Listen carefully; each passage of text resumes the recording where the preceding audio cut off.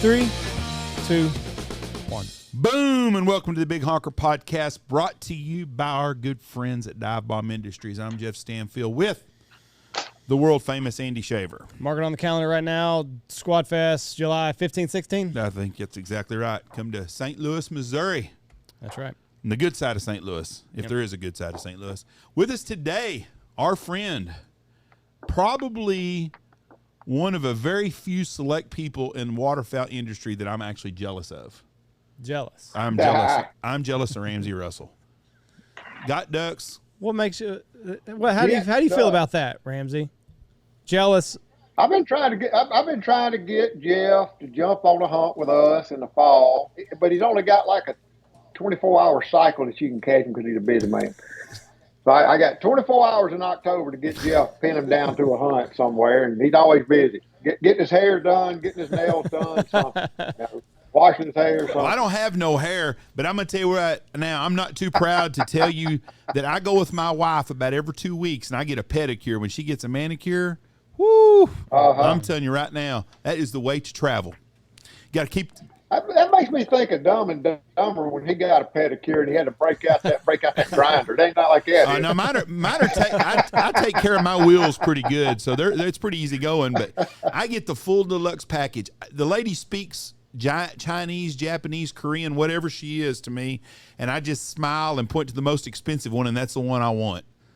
They put wax. Listen to this. They've got a baggie, like a Ziploc bag with hot wax in it, and they put that thing on. All right, wait a minute. We're creeping off into TMI. It goes there. Now, Yeah. wait a minute. Hot wax. They put that hot wax on your feet, and I'm telling you, they massage with that on there. Whoo!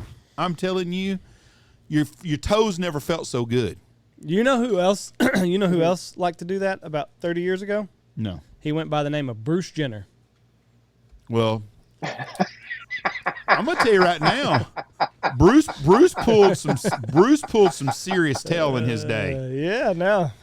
Well, now he is the tail. Well, I don't Yeah. I don't see me going down the same path as old Brucey. You never know. But wow. You're going to have to shave the whiskers. Yeah, that's no doubt. He's a hideous looking woman, I'm telling you.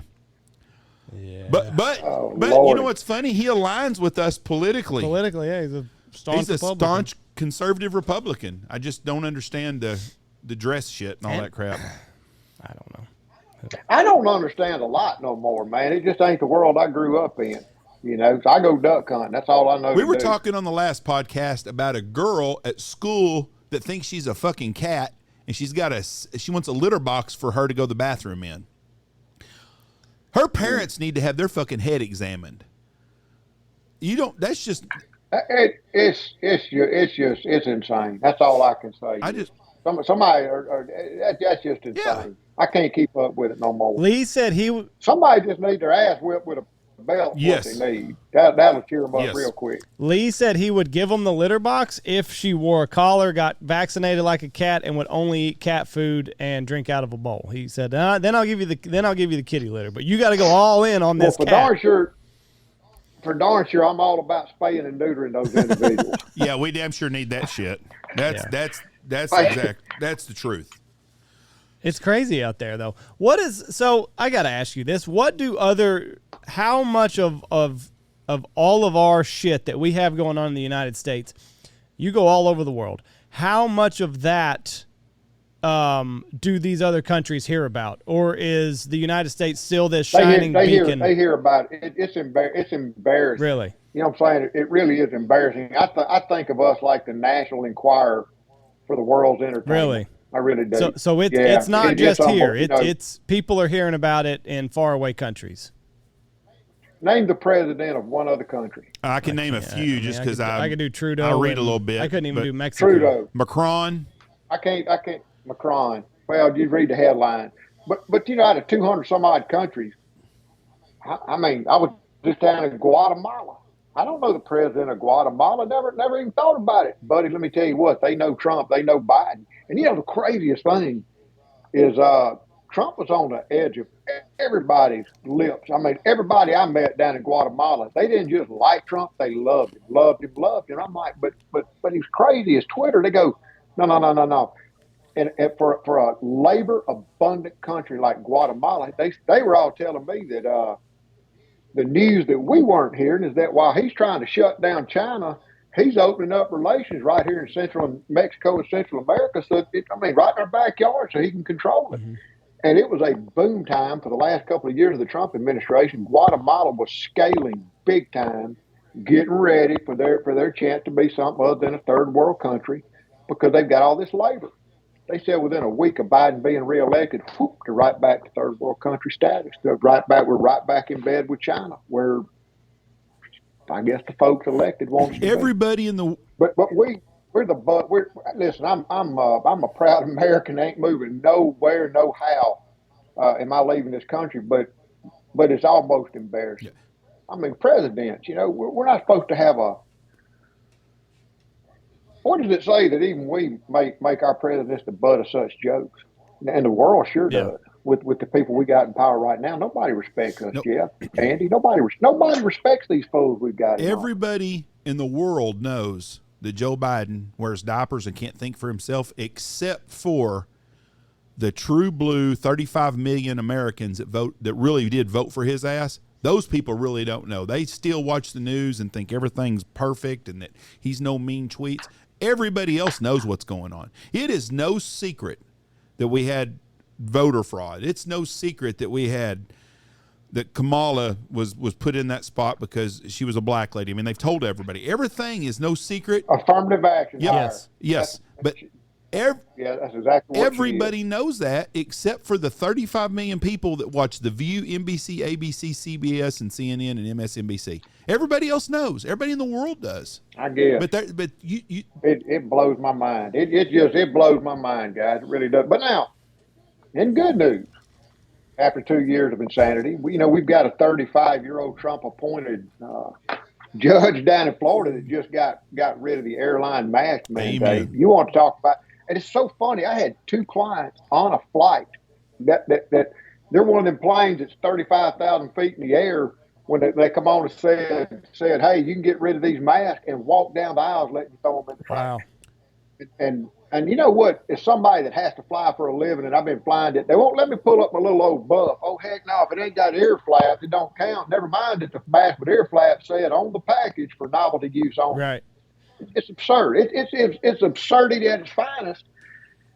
And then we got to watch all these guys on both sides of the aisle during the presidential address not wearing a mask at all.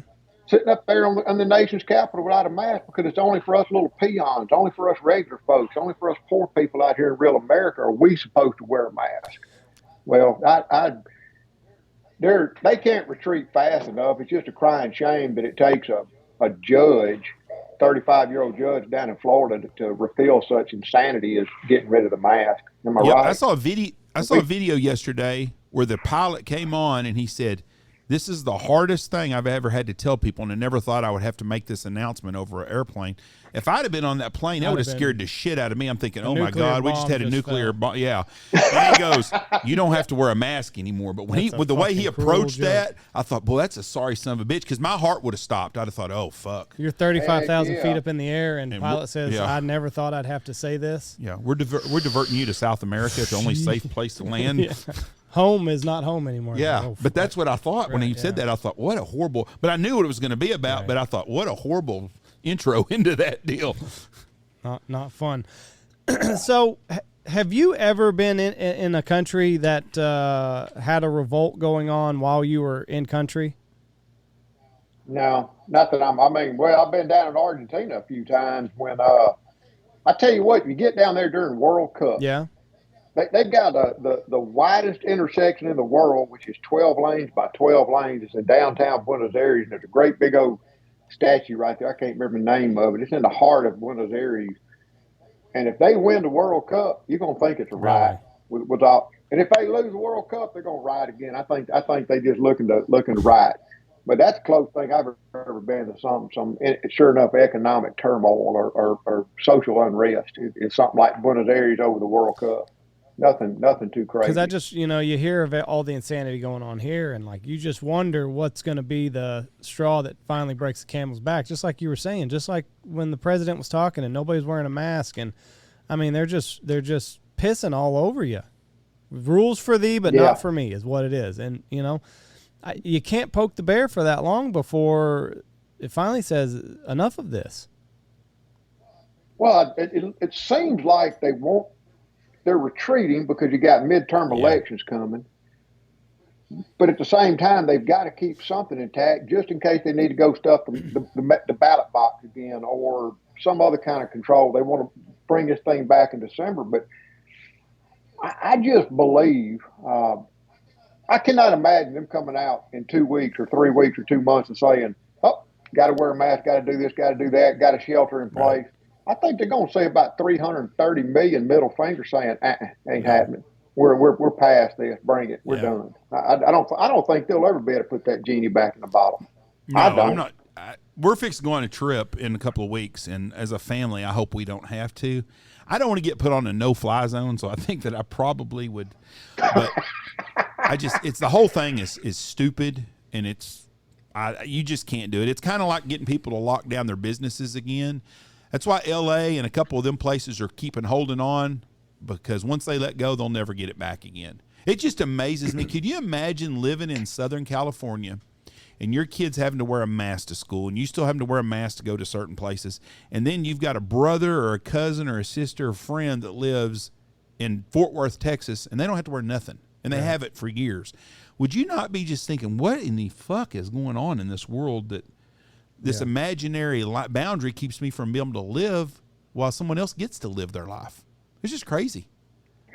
Well, go back to those airlines. What I never could understand, I read somewhere, and I don't, fact check me. Andy's a fact checker, but seriously, I have no idea what percent of the gross domestic product airlines account for. But I read one time it was like 8%. That's how much airlines account for our total economy every year. So my whole point was, it'd be one thing if pick an airline, American said, no, we're not going to wear the mask, Biden. So they would open. Why didn't all those airlines get together and say, look, let's form a pact where none of us, we're all going to announce a policy that we're not going to have a mask. Screw Joe Biden. Screw this rule. We're not going to have, if they lumped together and had the balls and just say collectively, none of us are going to wear a mask, what they're going to do? They're not going to shut them down. They can't. It's too much to the economy. They're not going to shut all the airlines down. They're not going to shut them down. What they're going to do is take away their government contracts with federal employees. They threaten them with that shit. Because one of them wanted to redo the mask. United American. All of the airline. But if they all stood together, all those CEOs had gotten together, played a round of golf, and said, look, all of us, everybody, we're in this together. They wouldn't have done nothing. They'd have blinked. They'd have bought. I agree with you. Had the airline stuck together and done it. And I mean, I just don't see Americans going through ever again what we just got through going through. I don't think so either. But I don't think they have the balls first. But they didn't want to lose. Like American Airlines, they says, okay, that's fine. We're going to do away with all government contracts. But you're right. If they all would go on and done it together, all this shit would have been done a long time ago. Because they just said, it's fine. We're not going to fly nobody. Shut us down you shut down the airlines for 2 days, just 2 days in this country right now, and you're going to have people pissed off everywhere. People got vacations. People go to work. People got to go to. The working part of it. Only time I get on an airplane is when I'm going on vacation. Very seldom have I had to get on a plane for business. But there are people that get on a plane every day of the week. Majority of people flying are business people. Yeah. You take it where they can't get to work and shit, and it's going to be a real problem. In fact, you can't rent a car now, hardly. That's what's crazy. Well, that's a fact. Geez. Hey, I'm going to give somebody a free plug. You travel a lot, and you don't need a 15-passenger van with all your family like we do when we travel. Have you ever done Turo.com? Turo. No. Turo.com. It's like an Airbnb for cars. People rent their own personal cars out to people all the time. It's getting really popular, and it's cheaper. It's about a third of the price of regular car rentals. So I'm giving this company a free plug, Turo.com. But I was looking the other day, and hey, you can rent a brand new Lexus for $75 a day. You can't do that fucking with Hertz or budget. There's a lot to be said for have you ever bought a rental car, or would you buy a rental Fuck car no. if you buy a used car? I mean, hell no, because I mean, so I'm not going to loan my truck for $75 a day, because I know whoever driving it's going to drive it like they stole it. Yeah, no doubt. You know, who gets in a rental car and just puts along like grandma? Nobody. I'm Dukes of Hazzard in that baby. I got the insurance for a reason. But That doesn't sound like a good business model to me if I had to be personally involved. Sounds like a good thing to go rent. But you're right. I went to South Carolina last week, and it's tough to get a rental car right now. Those Turos, though, people are buying a car. They go buy a car for $25,000, and they rent them out at $75, $100 a day, and they're renting them out for 25 days a month. Well, shit, they pay for that car. It's paid off in 4 or 5 months, and it's a little profit maker for them. Heck yeah. But yeah, I don't want to buy a used vehicle that was a damn rental car. First of all, there's either been a dead body in it, or they drove that son of a bitch like they stole it, just like you said. Heck yeah. Dukes of Hazzard. I like it. So you said you're going back to Argentina?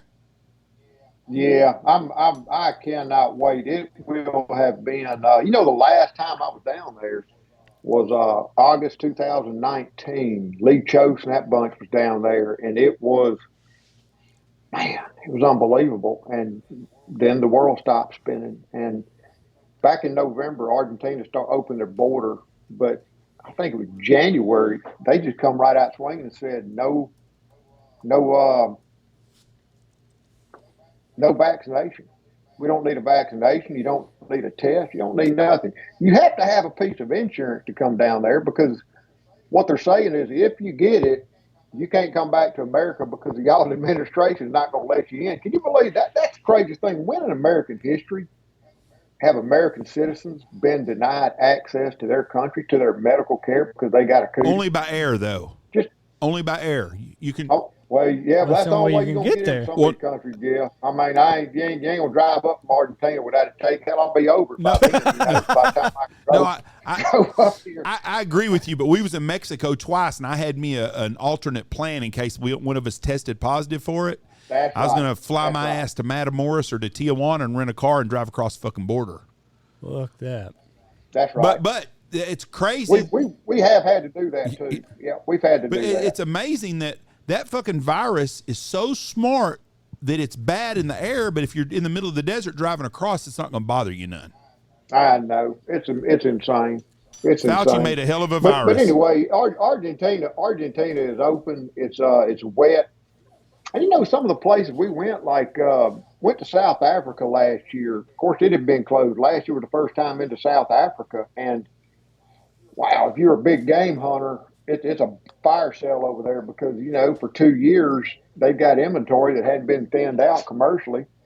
And, all them animals over there on the fence making babies in South Africa. But bird-wise, it was insane. We went driven guinea fowl, which I love to do. And that day we broke the 20-year record on driven guinea fowl for that particular operation, broke the record on Franklin, which were hunted over pointers. Those upland birds just responded in 2 years of not getting hunted. And then we broke the record on spur-wing geese and Egyptian geese, total bag and number of spur-wing geese in a day. And that all had to do with not much hunting pressure. And so now the prospect of going down to Argentina after 2 years, 3 years almost, of not being shot, holy cow. It's like some of those places we go, I would put either of those two hunts we've got down there against anybody else combined in terms of just hunting quality, but it's not going to be like going to a great place. It's going to be like going to the great place for the first time ever, because you figure the average duck down there, say you live to be 2 years old. Okay, we're looking at generations of birds that hadn't been shot, hadn't heard a shotgun, hadn't seen a hunter. And I'm like, boy, I told Choke so down the phone, we're going to have to educate them, Joe. It's up to us, our moral responsibility to educate those poor ducks down there. But I'm looking forward to it. We've got a lot of clients going this year. And I will say this, I think even some of the mediocre hunts down there are going to be pretty darn good if they got water. That's crazy that you guys are going to be the really first in 3 years to be the very first. Like you said, there's generations of birds that went by that never felt any sort of hunting pressure. That's wild. No hunting pressure whatsoever. It's going to be crazy. When we left, it was epic high water, which was good for duck productivity. And those ducks down there will have a couple of clutches sometimes anyway. It's so interesting how those ducks in South America will breed. Like here, I guess because of our cold weather, it's a very compressed, it seems like, breeding cycle for waterfowl. But you get down to Southern Hemisphere, and in August, you're liable to happen across fledged out ducks that just hatched. And you're already hunting birds that hatched early enough that they're already hitting their adult steps. You follow what I'm saying? So it's generations of birds every year. It's going to be very fun and very interesting. But I just didn't realize how much I really love that country and love where we go down there until I couldn't go. And and I'm going. One of my outfitters built another place about a mile down the road so he could have more rooms. He started building it in 2019, and I was talking to him the other day, and I said, "Hell, Ramsey, you're gonna be here so long. He built you your own room back behind the kitchen. So I'm gonna have my own staff position now." And I just enjoy it. I enjoy it so much. I can't tell you how much I enjoy it. It's not just the hunting, guys. It's just going down there and meeting clients and being around clients. I know y'all see a lot of that because y'all own a lodge, but that's a big part of it. Yeah. We talk to lots of clients on the phone. We deal with a lot of clients, but it's not the same as spending a week in the camp with clients. Yeah. And really getting to know them. Have you ever had the client that would not get invited back? Hell yeah. I hate to say it. I mean, I think everybody has, next year will be our 20th year in business. That's hard to believe. Yeah. It's hard to believe I had hair 20 years ago, but seriously, it's, over the years, you just have to let them go. And I've gotten pretty good at it. I've gotten pretty practiced at it. It's not a bunch. It's not many, right. But there are those clients out here. Somebody said something the other day. They made a quote. They said, greed is always a cup half empty. Mm-hmm. And sometimes you get these clients, and they're not always the old guys, but some of them seem to be kind of old and crotchety. And I've always described it as having like this hole deep inside of it they try to fill with dead ducks, and you can't ever make them happy. You just can't ever make them happy. I've had some fairly close relationships I've had to part ways with because they got that greed bug. It just they show up, they want the best blinds, the most ducks, the most bands, all the bands, first shot, and your outfitters let you know a lot of times who these people are because they call you up and say, "Don't ever send that guy back." And but I can remember one year about 6 or 7 years ago, I had a client. He'd been on 6 or 7 hunts, and the outfitters kept calling back, not just trying to explain they didn't want him back. And I finally had to call him and say, "You're just not welcome back. Nobody wants you. He's just greedy. I'm just unbelievably greedy." And I kept a client. I just had a hard talk with. Speaking of that, it's like, my gosh, if I gave you 6 boxes of shells, 8 boxes of shells on some years, if you had that many shells to go shoot, and there were enough ducks to shoot them at, how many would you kill? How many is enough? Right. And it wasn't enough. This guy was putting 4 and 5 more boxes in his pocket. And I called over and said, send him back to the road, terminate his hunt, and send him out. They couldn't get him out because the roads were too muddy and too far away to the paved road. So just when he got back, had to have that heart talk. So, you're not allowed to insult me or the staff or the resource that way. If you do it again, you're not welcome back. And he turned around. It took a little hand slap to him. But what are some of the problems y'all have with clients that you don't want? I had a guy this year that was an asshole and a half, pain in the ass, and I told him, I said, "Listen, you're not coming back here." I said, "This is Ramsey Russell's phone number. You call him, okay?" Yeah, thank you, Jim. What? Let me ask you a question. Was he older? No. Did he book by himself? We didn't have an asshole of the year this year, really. We didn't have that many bad people. And we had a hard season. The first of the year was excellent. The last half of the season was fucking horrible. Worst I've ever seen. We didn't. I do really a pretty good job of smoothing things over with people that are an asshole. We're not hurting for business, so I'm not going to put up with a whole lot of shit. So if you're a pain in the butt and a problem, you're not going to be here. Did we have it? I don't really remember. Well, Josh had an issue, but it was the same thing. It was middle-aged man that nothing was good enough. The birds were not acting right. Josh was hunting the first agricultural fields from the roost. So the birds were flying over him. They were in there the night before. It should have been a great hunt. The next morning they woke up, acted like they had not ever been in that field. But the problem was every one of the birds that we had at that time was flying over them, and they were flying about 60 to 70 yards high. Oh, I do remember this guy. So the guys see that, and we don't pass shoot. Like, we decoy everything. We're going to do it the right way. Well, when you've got every bird in the county flying over you at 70, guys that only hunt 2 or 3 times a year think that they can shoot those birds. Mm-hmm. So and that messes it up. And then that messes it up for the entire county if you're pass shooting. And that guy was just relentless to one of our guides. Like, we can hit those birds, blah, blah, blah, blah. We can hit them. And he's like, no, you can't. That's 70 yards. You won't even pull a feather. So finally, towards the end of the hunt, when the flight was about over, he was going to make a point. And he had been badgered for 3 hours that morning. And finally, on one little 4 or 5 pack, flew over 70 yards high. He said, kill him. And they didn't touch feather, just like Josh said that they wouldn't. And the guy's like, oh, those are way too high. I don't know why we're shooting at that. And Josh told him, he said, you've been telling me all morning long that you can hit those birds, and you didn't pull a feather. He's like, oh, no, those were way higher than what was flying over us. It's like, no, you hired a guide for a reason. But that was about... We do this shit for a living. You know, one of the things I see is every night it's like some people suck. That's who they are. I'm in the service industry. I have to deal with some people suck. They try to make my life suck. I don't want my life to suck, but some people suck. Some people have bad days, and I get that, man. We're all just human. Yeah. But you know what I noticed? I talk to so many people on the phone. And I guarantee you, every outfitter listening or guide can relate to what I'm saying. He's the guy. He asks questions, you answer his questions, all your details are online, whatever.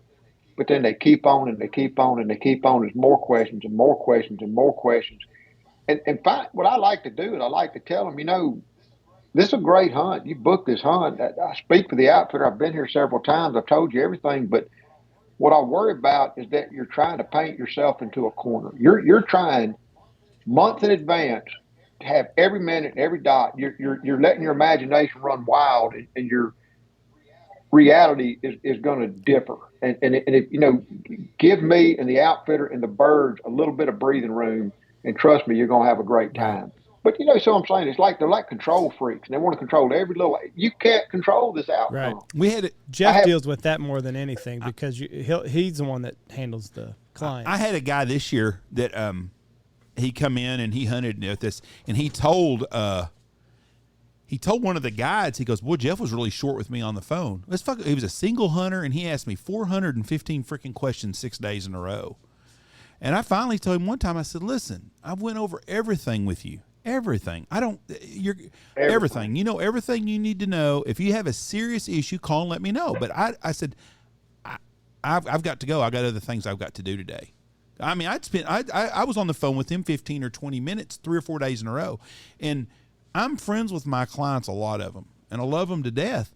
But during November, December, January, even October, a lot of times, I don't have 15 extra minutes to stay on the phone 4 days in a row to go over the same shit with. I've got a client right now that's booked a hunt with me, and he's got a big group, 8 or 10 people, and they're coming for 3 days.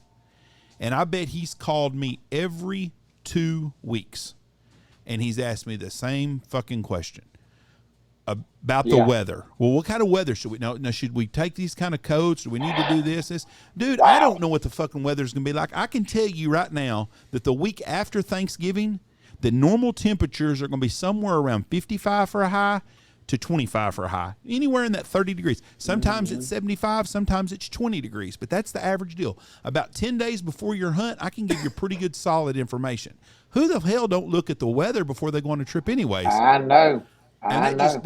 I shocks know me. that just those little things like that, but it's like I've got you get a nose for it to where a lot of calls. Some clients need more time than others, but at some point you just realize this is that client, I think some of them don't have and friends. sometimes you realize there's no.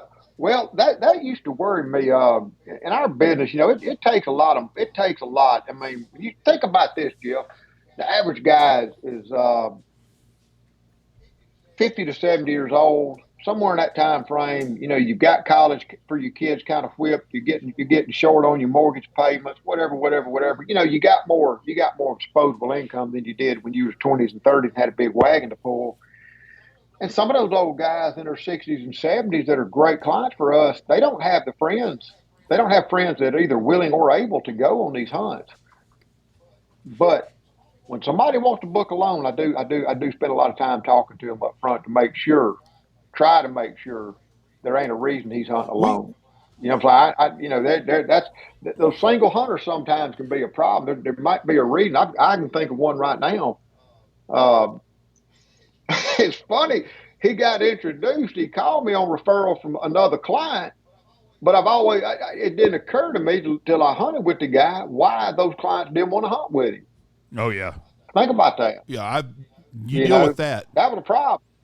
We we have days I set aside for singles and doubles and even triples, and I put them together, and I've got 3 sets of days, like 9 days, and I've about sold all of them out. I've got a couple of days still I can work in, but I call it the podcast hunt. We do, and it'll be a 3-day hunt, and you come in, and it's all singles and doubles and triples, and a lot of those guys I have found out.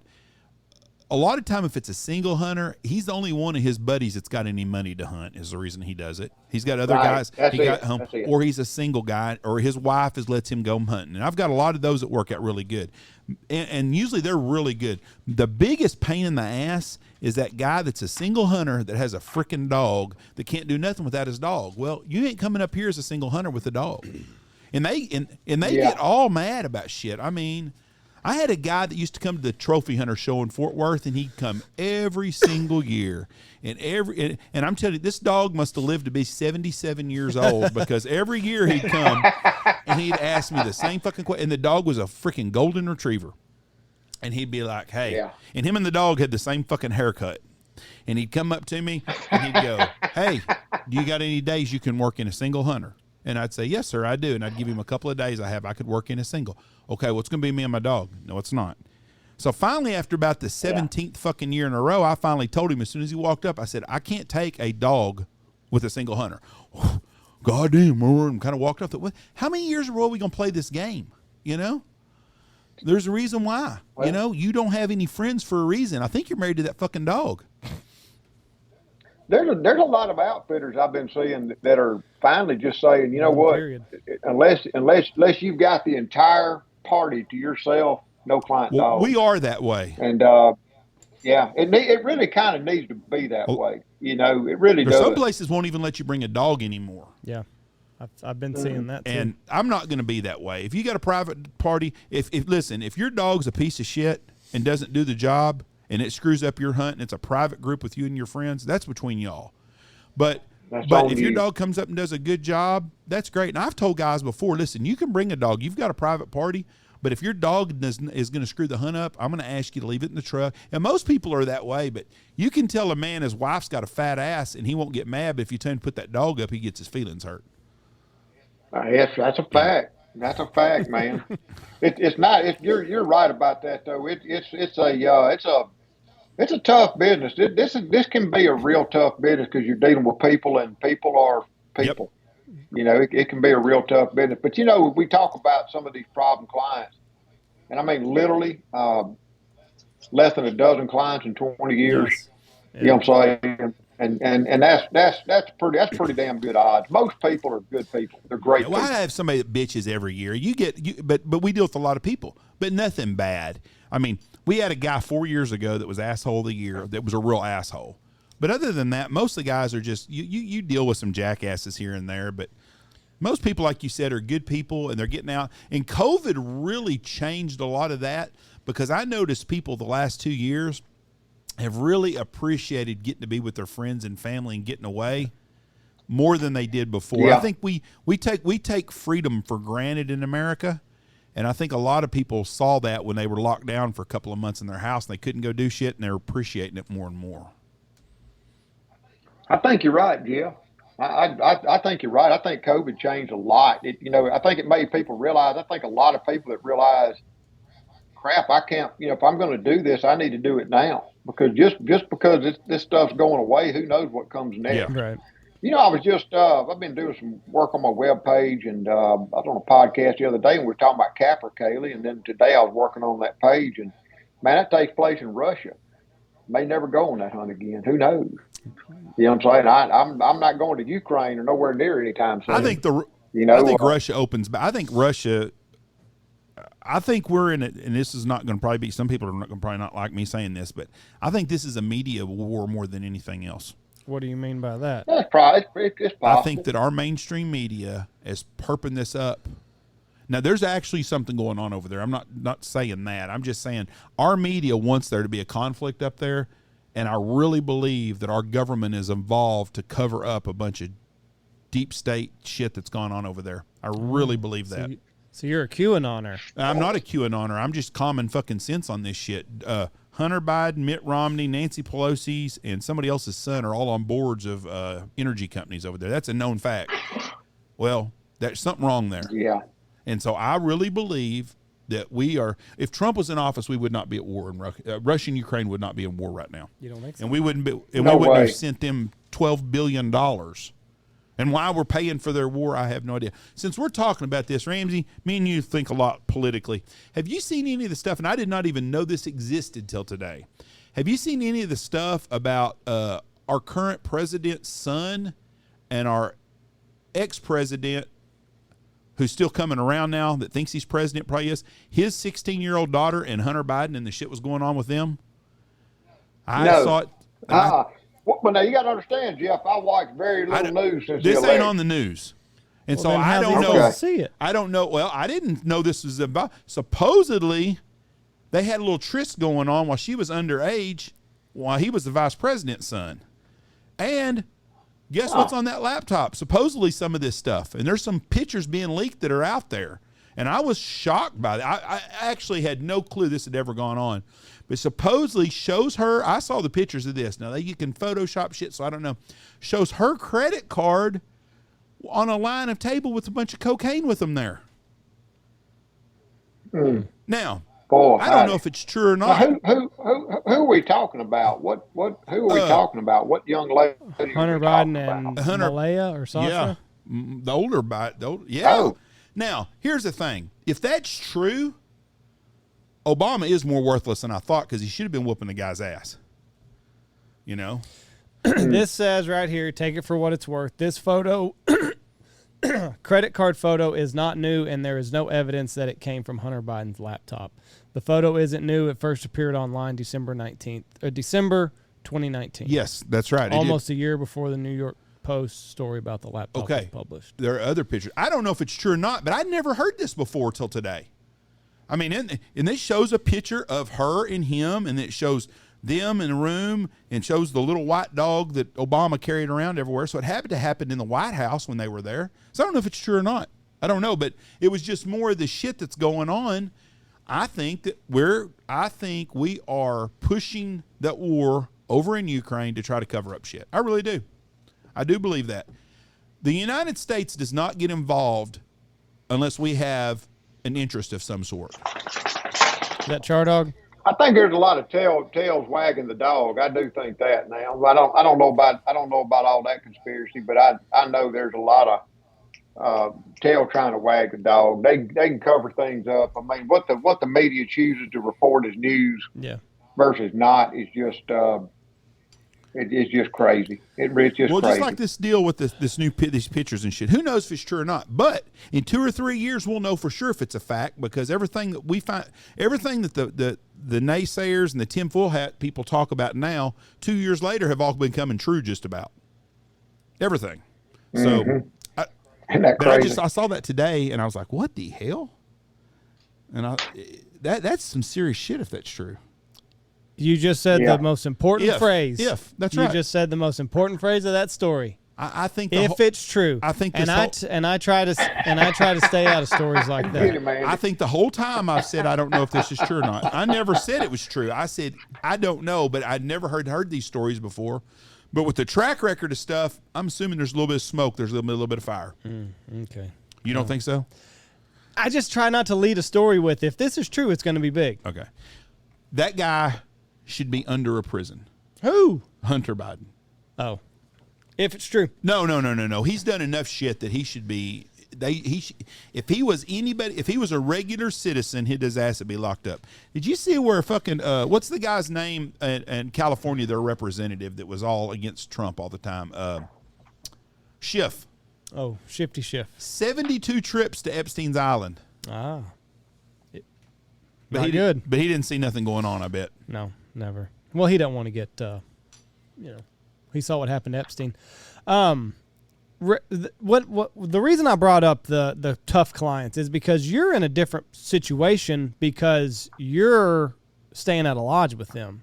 Oof. We at least have the benefit of going to our own house at the end of the day, so we got a little bit of wiggle room there, and we're not totally immersed in it like you are. So that's no, but that makes it easy though. I mean, really and truly, I think being in contact with people keeps it more real. Honestly speaking. And if you get that client, and I mean, he's a very, very, very rare client. Yeah. If you get that client that needs a reality dose, you can kick him in the shins with your Crocs just a little bit. Yeah. Is it going to be eerie to go back to the place where you were when the world stopped spinning 3 years ago? Have you thought about that? Yeah, I think it's going to. Going to Mexico after a year or two away was different. You know what I'm saying? But no, I think we're going to fall right back into place pretty damn quick. What I do, it just going to be interesting to see how it changed. 2 years is a long time. I'm older than I was last time I was there, and what's so crazy is we've got clients that were booked in 2019 and 20 and didn't get to go for all the period of time. It's crazy to me how old people got. That 50 to 70-year-old. Especially those guys in their 60s and 70s, how a lot of them aged out in just a couple of 2 or 3 years. How you feel at age 70 versus age 72 or 3 is real different. Yeah. And we've had some clients age out. We've had 3 clients get pretty serious cancer, health issues, and I tell you what's so interesting to me. I agree that if you look at I think most people are exuberant just to be able to travel. Now you can fly without a mask and just go out and live this life, bigger than your backyard. But something else I'm seeing, and it is a minority, people are scared to travel. Think about it. 2 years. There's been a lot of people that haven't gotten on a plane or gone anywhere in 2 years, and they kind of gotten comfortable in their little turtle shell. I see it. I talk to them, and I'm like, what's the problem? Well, I don't know. Was nothing. You just go, and I remember being that way the first time I went to Mexico year before last. It was weird getting on a plane and wearing a mask, and the minute I stepped out in the sunshine, the mask came off, and I felt normal again. And that's the hardest thing is just taking that step and getting back in that routine. There's a lot of little elements that have changed. I mean, I think. This pandemic changed a lot of our lives. For example, my wife and I were empty nesters, and we gotten pretty habituated to eating out, going getting rich. Man, we don't ever eat out. I learned in 2 years that there ain't a restaurant in town that cooks as good as we do. You know what I'm saying? And I was up in an outfitter up in Canada, and he was showing me, giving me a tour of his premises and all. And they got a really nice professional bird processing room. I said, yeah, but how many keep their birds? And he goes, man, believe it or not, since COVID, 90% are taking birds home. I go, get out of here. He goes, everybody learned how to cook again. That's bad. And before COVID, maybe 10% were taking their birds home. But right now, I do see a little undertow of people just being scared. I think it's going to take going down and just going and eating a steak in Buenos Aires or getting off into that marsh and just realizing, holy cow, I can't believe I'm finally doing this again. Well, I can tell you right now that when you go out to eat in the Metroplex of Dallas, I don't think anybody's cooking at home anymore. Because shit, it's 2 to 3 hours at some restaurants to get in. Hell, Whataburgers. Are y'all's drive-throughs down there like Whataburger and stuff like Chick-fil-A? Does it take forever to get through them right now too? Man, I haven't been through a drive-through in so long I couldn't tell you. I don't know. I don't even notice them when I'm driving by. To be honest with you, I eat at home. When I'm at home, I eat at home. I don't blame you for that. And I mean, man, from where I'm sitting right now, the kitchen's 10 feet away. I can go in there and fix a sandwich or quesadilla or something. You know, I can eat leftovers. We don't eat out. We don't have to leave. We don't eat out at home a lot. When we travel, we eat out. I mean, well, then you're going to eat out. But we don't at home. My wife's a great cook, and we eat at home a lot, almost 90% of the time. Unless we're going somewhere, we don't. Very seldom do we call in town to eat. But there's a lot of people that, like you said, they never do that, especially empty nesters. If you lived in the Metroplex area, they eat out every night. Well, you talking about something, do not fly list earlier, and it reminded me of a story. I was supposed to go to Azerbaijan for the first time, and man, showed up at the local airport with a negative test, and something about the way I was routing through the country I was going through, I think was Doha, and it was just some kind of timing snafu to where I needed to have taken that test that I brought to the Jackson airport 2 or 3 hours earlier to satisfy Doha's requirement. I was good for Azerbaijan, but not the pass-through country. So no problem. I walked up to the counter. They called me up and said, well, you need to go take a test. And they ain't cheap to take in the Dallas airport, buddy, let me tell you. But I said, all right, well, no problem, you know. So I go and take my test. And it was positive. Uh-oh. And I'm like, well, crap. Yeah, I mean, you know, this is going to be fun. What was so funny, I go back to the counter, the guy smiled, oh, hello, you got your test? I go, yeah, I'm positive. Man, he just pulled his mask up tight, you know. His eyes got big, and I said, I need to get my bag. Well, the whole time I'm waiting in line and trying to get him, my phone's ringing, bing, bing, bing, bing, bing, bing, some number from Dallas, you know. And he said, okay, just go wait over here, and we'll get your bags off the plane, and I'll bring them around to you. And so I finally answered that phone call. It's like they'll call, I don't answer, they call again, I don't answer, they call again. I finally answered, and it's somebody in Dallas that the health department or somebody had already got my results. And they're like, sir, you need to pull your bag and send proof positive that you canceled this flight and didn't leave the country and didn't leave this and didn't leave that. And I'm looking on my shoulder like I'm going to get tackled by the FBI or something, you know. And it was all serious and threatening. Like, I'm going to put you on the do not fly list and everything else. And I'm like, so I hang up. I said, hey, no problem. The results are coming. Don't worry. I hang up with him and call my wife and say, get me a ticket home right effing now. I got to get out of this airport before they detain me. It was the craziest thing I've ever seen. Where is the airport? And I felt fine. Where were you flying into? I was in Dallas. I left Jackson, Mississippi, flew to Dallas, was going to Azerbaijan by way of a country called Where Doha, the hell is that? Because we had a guy last week on. That's where he was flying into. JW was to go to Mount Everest. Where's it? What's the name of? Yes, it's somewhere out in the Arab Emirates, somewhere on the somewhere out on that big boot-looking country. You know, somewhere around the. Somewhere out there by the Gulf. So they would, you know, they let you fly back home. They just wouldn't let you leave the country. Like, could you could get on a flight from Dallas to Jackson? I didn't ask nobody nothing, Andy. My wife hung up, bought a ticket, and I got my bags, checked them, and started walking to the gate, praying to God. I got on that flight out of there before, you know, I didn't want to have to rent a car and drive home. Oh, that would have sucked. You know, because it was 8 hours away. But God, what a mess! And it was just a total. And then I had a group of clients that stopped by Turkey, showed up with a negative test, flew to Turkey, going to spend 3 days, and then going to Azerbaijan. Well, one of them tested positive in Turkey, and it got sideways over there for them, and they finally made it out. The one guy had to stay another 5 days. The other 2 came on home rather than go through. So it's crazy. It's just I'll be so glad when all this is behind. I'll be so glad when it's behind. What has the attitude of the people in these countries been like? Because my wife and I, for our 10-year anniversary, we went to St. Lucia, just beach. We were beach bum for a week, but we took a tour and we noticed the people at the resort were not overly friendly.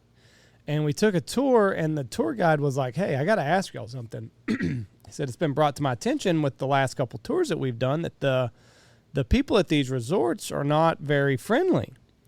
And we were like, yeah, we've kind of noticed that. But he said that it was because they did not want to go back to work. They wanted to stay on government assistance and keep the resort shut down. Has it been like that at all where you've been, or have you seen any of that? No, I haven't. I haven't seen that at all. I haven't been to Argentina, but you take Guatemala for example. They don't have a safety net. You either work or you die. That's how that country is, and that's the way it should be. And Mexico, man, they bend over backwards. I mean, we go to those resorts in Mexico, and tequila is the ultimate COVID killer. You know what I'm saying? They're happy to serve plenty of it. And no, I haven't seen that. I haven't seen that at all. Now, I can believe it though. People don't want to go to work, especially here in this country. One thing that this guy did say, St. Lucia is primarily black, and he said that there's a large percentage of voodoo. They believe in voodoo and black magic, and he said that people on the island are legitimately scared to death of COVID, but it comes from a place of black magic, and if you get it and all this other stuff. So he said it's just kind of the way that they're wired wherever they were. I think some of the countries like Mexico had it dialed in perfectly. They never went ape shit control like America did. They didn't suffer. Nobody extra died. They're over it quicker. You know what I'm saying? I think practical solutions like that. Sweden had it figured out from the get go, and I think had the media led him, I think Trump would have done it similarly, and we would have avoided all of this insaneness. If China would have been forthcoming with their information from the get go, and Fauci wouldn't have created this fucking virus in the first place, we wouldn't have been in this boat. But we would have let natural immunity take over, and we would have been fine. It would have been. Yeah. It's nuts. Yeah, I think that it's all political gain, and we've all paid for it. The whole world's paid for it, except for China, and they're getting a free pass on everything. All the regular folks paid for it. I don't think our illustrious leaders paid for anything. No, you know what I'm saying? Democrat, Republican, this country, that country, the politicians, those 1%ers are sitting up there just totally oblivious. Their life hadn't changed a bit. If anything, they made more money. They got wealthy. Regulatory kickback. Yeah. I was in Dollar General here in Knox City yesterday, and I got a case of water, and I was talking to the little gal that works there, and she was the only one working. I go, where's all your help at? She goes, well, somebody had to leave for this or do that. And I said, is it hard to get help? She goes, I can't get nobody to hire. Nobody wants to work here. I know a ton of people out of work right now too. Right. Not a ton, but I know some people in town, but none of them want to work. I mean, shit, they're getting what, $500 a kid per month from the government. I thought all that was over. I think they do that forever now. I don't know. But you get a check from the government for each kid you have. You get food stamps. You get. I mean, it's just there's no reason for them to work. They make more money not working. I don't know. I have to work. Oh, I do too. But I like to work. Somebody asked me one time when I was going to retire, and I'm like, retire and do what? Duck hunt? I'm right where I want to be right now. If I won a fucking lottery, I'd be at work tomorrow doing the same thing I was going to do anyways, forever. I mean, I'd be a lot more comfortable. Yeah, I wouldn't worry so much about deposits. Yeah. But. No, I wouldn't worry about anything like that. But the work part, that I would go to work every day because I like what I do. It's not our fault we chose to make a living doing something we enjoy. That's right. Very blessed. Right. Find a hobby, figure out how you can make money off of it, and there's your career. That's all you got to do. That's right. Do you get to take your dog on all of these, or do you not like flying with her? Yeah, I'm gonna take her to Argentina. You will. How long is that flight? I'm gonna be down there. It's a long flight. She'll be on plane for 9.5 hours, and she'll be fine there. And I'll bring I'll bring something I can spread down in case she hasn't had an emergency. But no, she'll be fine. And then now she'll probably take a big old dump right in the middle of Buenos Aires airport. I can't do nothing about that. but then she'll be fine on the plane. Is when we get to the airport and have to round everything up. We're gonna be there for so long. Why not bring her? You know what I'm saying? I'm gonna spend 8 or 9 weeks down there. So why not? My dad had. And but see, here's the interesting thing. You kill a dog trying to let him pick up all those ducks. I won't let her pick up all those ducks. I'll take her out, try to let her pick up 15 or 20 a day. But some of the places we hunt, the dead ducks are all the decoys. The more dead ducks out there around the center of the spread, the more decoys you got. You don't want to bring them back in the blind. You want more decoys. Amen, brother. But I've said that forever. It wears me out. People think they got to pick up every duck. Well, it's belly up. You think that duck's smart enough to know if that son bitch is doing a backstroke or swimming the normal way? They don't. All they see, they don't see that. Yeah. Like one of my favorite places to hunt, I've talked about a lot. It's a very, very, very remote marsh. Chose loves it. He'll be there with me the first week in May that we hunt that lodge for the first time in 3 seasons. He'll be there with me. And but it's so remote and so off there. They don't do airboats or ATVs or nothing like that. Sometimes they'll hook a horse up to a little pango and pull you out there, but most times not. And they'll bring just a dozen or fewer just homemade super light decoys and throw out. And that's how you start in the morning. And but then the more dead ducks you shoot, the more decoys you got. And it works out. It works out great. It's just it's like hunting with a bunch of Indians. I mean, they got that stuff figured out. Less is best. Let me ask you this, Ramsey. Of all the places you've hunted outside of the United States, Canada, or Mexico, have you shot a banded bird anywhere else? Yeah. Oh, yeah. I killed a. Let me think about it, man. I killed a banded bird, a mallard in New Zealand, which is no big deal because they're not native there. I've killed barnacle geese and gray lags and speckled bellies over in the Netherlands that were banded. I shot Mexico, of course, a lot of bands in Mexico, ducks and brant. And one of the coolest bands I shot one time, picked up, was a ringtail down in Uruguay. It had been banded in Brazil, and it had. You remember those old bands that used to say AVISE, yes. AVISE? This said Cemave, CEMAVE. And of course, we didn't have no internet, and the internet wasn't what it was back then. But when I got back, I searched it and found it was a bird banding laboratory. I couldn't understand the language, but I realized it wasn't Spanish; it was Portuguese. Oh, wow. And filled it online. This was I don't know, 10, 11, 12 years ago, 15 years ago, and I filled it out online. And the biologist actually wrote me. I was the first hunter to have ever reported one of his bands. And I'm sure I've killed some more. I just can't think of Okay, my other question. What's the bird in Africa that's real big that they kill that's mean as hell? No, everything over there. But probably that's it right there, spur-winged goose. How big are they? Spur-winged goose. They'll get about 18 pounds. On average, the average bird is about the size of a great big Canada goose, a real big Canada. But some of those big ganders I shot one last year. If we'd waited, probably would have weighed 17 or 18 pounds. It was big and gnarly and ugly. It is a ugly son of a bitch, but it's got that big carpal spur. It'll be as long as some of these turkey spurs. And they use them to fight. I mean, they're vicious. Yes. And there was a golly. There's one species of duck that I want to shoot in Africa. Last one I need, and it's a Makoa duck, and it's like a ruddy duck. Well, it's Africa. There's not just tons of ruddy duck habitat in a dry country. And I've got one outfitter that says he hadn't seen one in 20 years, and I've got another outfitter that started beating the bushes. He found a pair, and they were on what they call a pan, just a little dam they call it. It's a little stock tank we call it. And he sent me pictures. I'm like, oh my gosh, 6 weeks is a long time, for them birds just to sit there.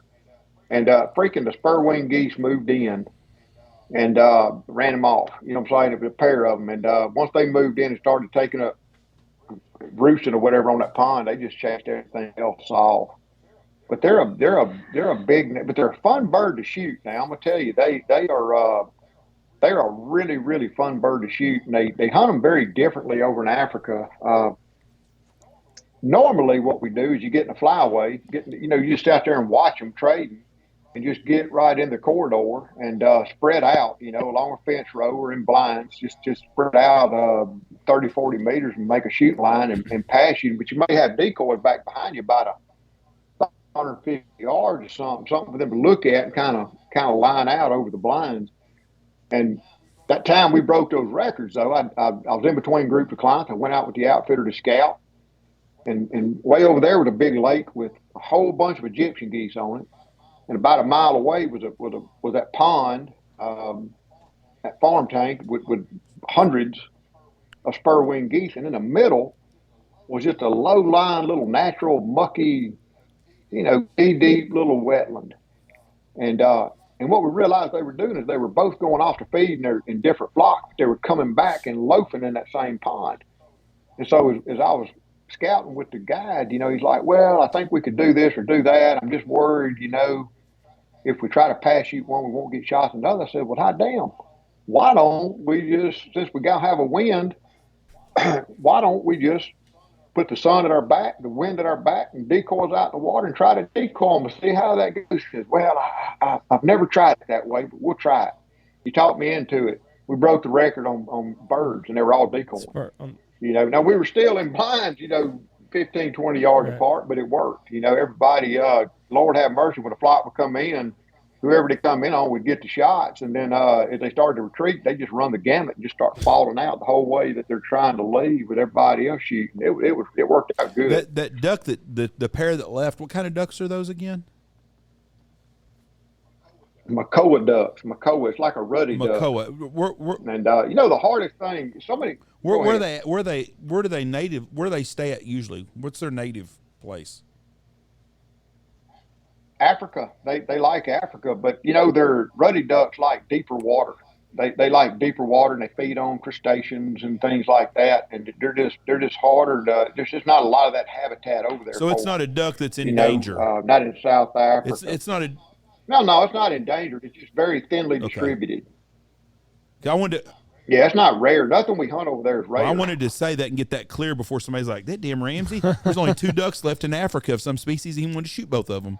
Nah, they're just, some of them are just hard to find because of the habitat type, but they're not rare. They're a least concerned species. And believe it or not, Jeff, we look at that stuff, man. I've been invited to shoot some stuff over the years. I got invited and kind of got excited to go to the Philippines and shoot Philippine ducks, but it didn't take long to find out that's an endangered species.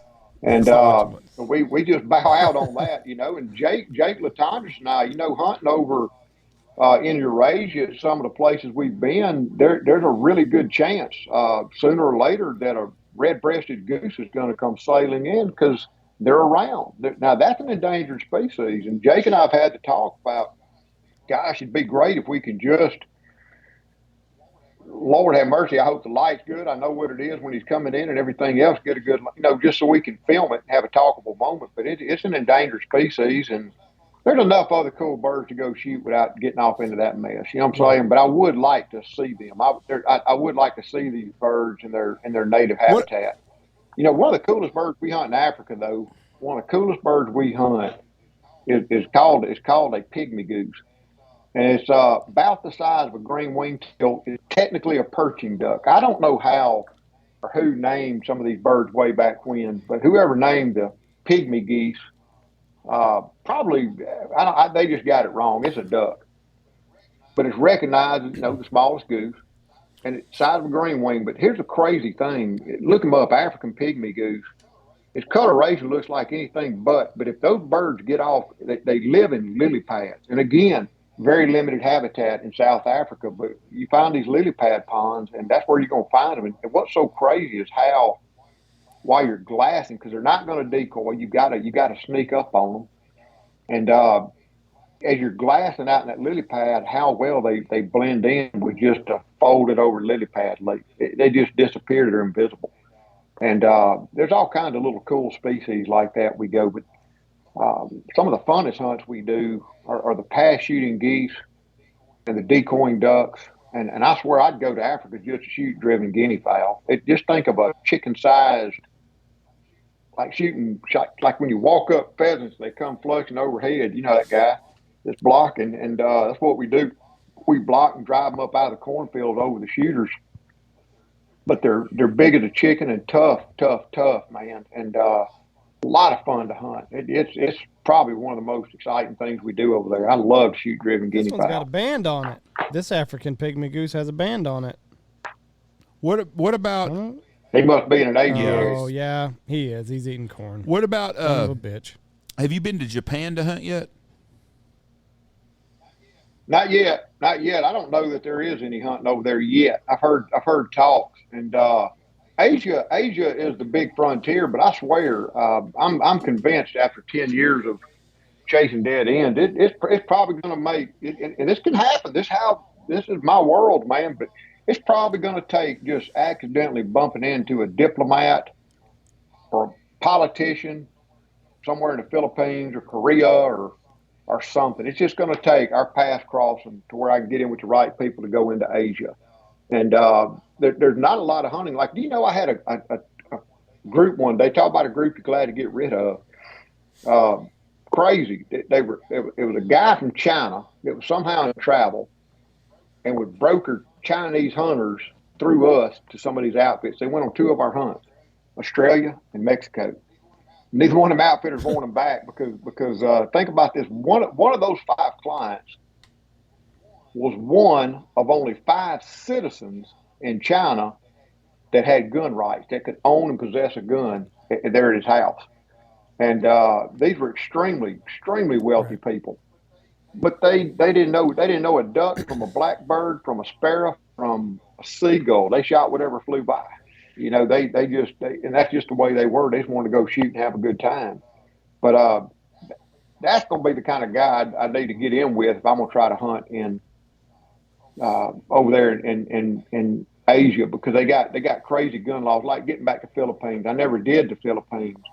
The problem you run into in the Philippines, let's assume the bird was legal, is firearms. Can you possess a firearm? Are you with somebody that can possess a firearm? And if you've got a firearm, can you get ammo? We take, I know we're in an ammo shortage and everything else around here, but man, as crazy as the gun laws may seem, and some of these liberals coming after our gun rights and everything else in America, y'all just don't realize how good we got it over here to go to these other countries. Man, it's Mexico, for example, all the firearms you got to buy from the military. Same with Argentina. All those guns have to be licensed. You get out of some of them far-flung European Union countries like Netherlands, hell, they limit you on how many shotguns you can have and how many rifles. You can have absolutely no handguns. And if you're checked by the police and you can't extend your arm and put your hand on your gun, it's not under your control. Therefore, you're fine. Jeez. And it's crazy some of the laws they've got around the world on firearms. We still live in the Wild West compared to the rest of the world on firearm possession. That's a fact. But getting it back to your question, getting into Japan, that would be a crazy good hunt. Getting into anywhere in that part of Asia would be good. But I don't know. I've been trying for 10 years, Jeff, and I just haven't been able to crack that nut That's yet. what makes you an interesting fella. I'm telling you right now, you're the most interesting guy in waterfowl because you've been there, done that, and you can talk about it, and you got skin in the game.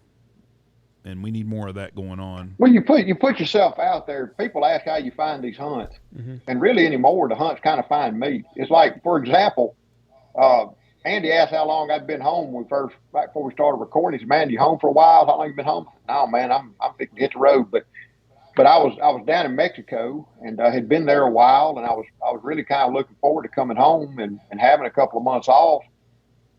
And while I was in Mexico, I got contacted by a team down in Guatemala. And, man, we did a little video talk and everything else. And I said, "When's the season end?" This would have been 25th or 26th of March. And I'm like, "When does your season go out?" And they go, "Well, it ends on whatever, March 20th. I'm like, "Okay, well, I can come." But I had my gun and I had my dog. And we spent 3 or 4 days trying to figure out how to get the permits and get everything copacetic to where I could just fly straight from Mexico down to Guatemala. We couldn't figure it out. We couldn't work it out. It was too short a fuse. So I flew home, dropped my dog off, dropped my gun off, washed a load of clothes, and very next morning I was on a flight to Guatemala. And it was, I'm going to tell you, man, I needed that hunt so bad. It's been so long since I went somewhere I was just so enamored with. We shot a bunch of ducks, a lot of blue wings. and shot some whistling ducks. I was after a Pato Reale. That's what I'd love to have shot. We saw some; they were too far. That's a wild Muscovy duck, and and they had the permits for them, so we were good to go on that. But holy cow, it's like 2 nights. 2 days I was in that country before I realized if I ever run away from home, I'm going to Guatemala. I loved it, and I love the people, love the food, love the culture, loved the climate, loved the duck hunting. It was not to like about it. But there again, here's a group of guys in a country the size of Tennessee. There's 100 duck hunters, maybe, and they're like, come down and see it. Maybe we could kick this thing off. So now we're ground floor in this hunt for Guatemala, and I think it's really going to be something.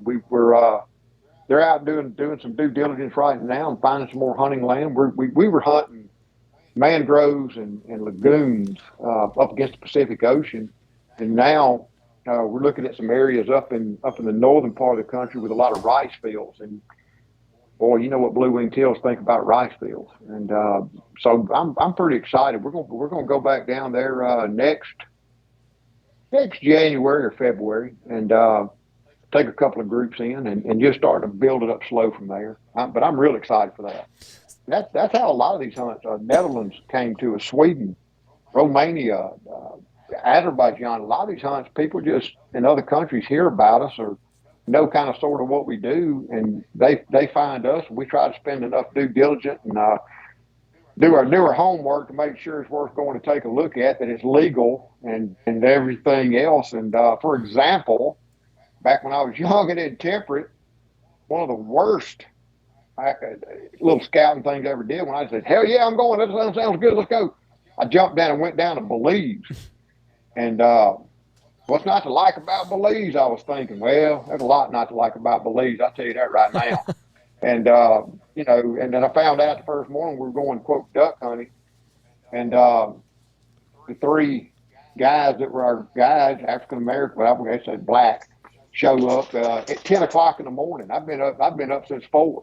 They show up at 10. Hey, man, what's going on? And kind of find out there was all kinds of gun laws. You, as a non-resident, you can't even hold a gun. You can't even hold a gun. If you're caught by police holding a gun, you're going to get 10-year count for prison. That ain't got much prospect for commercial hunting, No. And so you find that stuff out. So now we try to do a little bit more due diligence, Yeah. I couldn't have done that. I don't like traveling. I don't like traveling when I don't know exactly what I'm getting into. So you're a braver man than I am. Just to have that attitude, like we're going to go there, we're going to figure it out, and it's going to be great. I don't have that inside of me. Ramsey, when you get back from but all this. Go ahead. Well, I'm sorry. I was just going to say, but all you like to read on the internet and stuff, you ought to one day venture down the rabbit hole of gypsies, Romanian gypsies. Just go Google and read about that. They have a spoken language. They don't have writing. You don't learn to speak the language unless you're born a gypsy. Organized crime throughout the world, and very hard for law enforcement anywhere to make a case because they don't have birth dates. They don't have last names. It just read about it. And they were taught since birth. And I'm going somewhere with this. They were taught since birth, like we all heard about Santa Claus and stuff like that. We were children with the gypsies were taught, the real gypsies. They were taught that when the Romans nailed Christ to the cross, the little gypsy boy spied a golden spike that they were going to drive into his heart, and he knew that if he stole it, he could feed his family. So he stole it. And God, because that little boy took that little gypsy boy took that golden spike and spared his son's life, spared his son Jesus being dug in the heart with that. He forgave. He told that little boy's family supposedly that gypsies would forever be forgiven for theft, and that's why they're thieves. They specialize in cash and jewelry and gold and silver. Read this all on the internet. Read this. It's fascinating. So I get invited to go to Romania, which is where all the gypsies originated. This was, I don't know, 5, 6, 7, 8 years ago. And I had a client that wanted to go wheel around with me. And I think we went to Sweden and Netherlands and just were kicking around. Well, we were sitting somewhere, maybe in Sweden. I started getting emails from somebody in Roma. I couldn't read it, so I had to go to Google Translate, and it was explaining that the guy I'd been talking to was unable to meet me, but everything was in order to go. I'm like, oh hell no, I'm not going to Romania. That just got bad as all. And my buddy was like, man, we've already got our ticket. Let's just go, and if it don't look right, we'll abort the mission in Romania. I said, all right, we'll go see it. And man, when we showed up to Romania, the guy there to meet us, if I describe to you Romanian hitman, that's what he looked like. Whatever you're thinking, that's exactly what that hook-nosed guy looked like. I'm like, man, I'm not about to get in the van with this SOB. No way am I getting in the van with this guy. So we're like calf rope. We ain't going. He gets on the phone and hands the phone over to whoever's been emailing us. The guy spoke good enough English. He said, listen, I'm his brother-in-law. That's a driver. He's a professional driver. He'll take you where you need to go, and everything is set forth. We've got everything in order. We want you to come hunting with us. And I said, look, where's so-and-so? Where's the guide at? And he said, well, something. I go, is he in the hospital? He goes, no, he's not in the hospital. I go, is he in jail? He goes, no, he's not in jail. He's just at the police station. Big difference. And I'm like, man, I don't know about this. He's in the police station, but he ain't in jail, and he can't come pick me up. So Scott says, well, let's just walk out and see what this guy's got us getting in. And the minute we walked out, we realized it was like one of those, commercial, like if you were to contract somebody anywhere in the world to pick up some guys and take them in a tour van. There was water, there was business cards. I still took a picture of the license plate and sent it to my wife. And I said, all right, I'm getting in this van, so notify Interpol or something if you don't hear from me in a little bit. And we went on that trip. Come to find out, the outfitter was in fact being detained by local police because we had to go to a store and we had to register and we had to do all this stuff to have firearm permits. We had to do all this stuff to get ammo, and we were only allowed to carry so much ammo in our possession. And going to the hole to hunt and leaving every morning, we had to go meet with the police who counted the shells and checked the guns. It's very, very heavily regulated. Well, this outfitter had been in the car and had his ammo and 2 or 3 clients' ammo when he got stopped. That's why he was at the police station. The hunting wasn't good enough for I'd have gone back, right. But still it was a very interesting visit. You never know till you go, right? I can't do it. I can't do it. You got something that I don't. Well, listen, we appreciate you coming on here. Please be safe in your travels. I know you're going to be busy till August. Isn't that what you said, basically? Man, I'm busy until Jeff. Andy. I'm gonna get back from Argentina, go back down there for a week with clients, come home for a couple of weeks, go to Africa for 25 days, I believe. Come home for a couple of weeks. Dove season, then I start my North American tour September, October, November, December, January, February, March. So you'll be busy until 2024. Duck season somewhere. That's right. Exactly right it is, bud. We appreciate you. Hopefully I'll be busy until the grave, man. That's right. That's what you want. Hopefully. We look forward to hearing about. Yep, going to talk to you this summer again when you get back. God bless you, my friend. Be safe and take care, and go USA. See you. All righty. Bye, Ramsey. Bye. Interesting guy. Yes, sir. I told you, one of the few people I know that I'm really jealous of. All right. We're going to get out of here. Bye, everybody. Check out our great sponsors. Check out Stanfield Hunting Outfitters, Steak Plains Meats, Bangtail Whiskey, Gundog Outdoors, Looking Glass Duck Club Podcast, Lucky Duck, Dirty Duck Coffee, Shin Gear Waders, Pacific Calls, Boss Shot Shells, Dive Bomb Industries, and Alpha Outdoor Specialties.